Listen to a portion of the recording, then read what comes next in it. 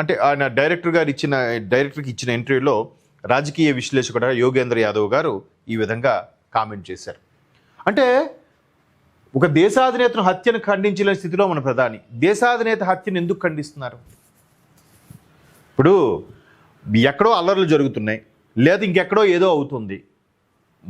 ఇలాంటి మేధావులు ఎవరైతే ఉన్నారో వీళ్ళు ఆపరేషన్ సింధూర్ ముందు జరిగిన పెహల్గాం ఘటన కానీ, మొన్న ఏదైతే ఢిల్లీ బ్లాస్ట్కి సంబంధించిన డాక్టర్స్ కూడా విషయం కల్పించినప్పుడు కానీ ఈ రాజకీయ విశ్లేషకులు ఎందుకు మాట్లాడరండి? ఎందుకు స్పందించరండి? ఆ సమయంలో వాళ్ళ ఫోన్లు మోగబోతాయా? మన జవాన్లు ఓచకోత కోస్తున్నప్పుడు ఎందుకు స్పందించరండి? అంటే ఒక హాట్ సీట్ ఉన్నప్పుడు, ప్రధాని సీట్ అంటే చిన్న సీటా, చిన్న విషయమా? ఎవరిని విమర్శిస్తే ఇబ్బంది కలుగుతుంది, ఎవరిని ఏమంటే ఏం జరుగుతుంది? ఒక చిన్న స్టేట్మెంట్ ఇస్తే ఆయన ట్రంపా నోటుకొచ్చినట్టు వాగడానికి?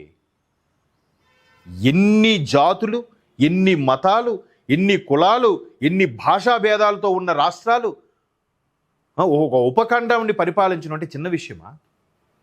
దాని మీద ఒక స్టేట్మెంట్ ఇచ్చేయాలా? ఎలా ఇస్తారా? ఎవరితో మనకు ఇప్పుడు కాంగ్రెస్ కూడా అదే అంటుంది.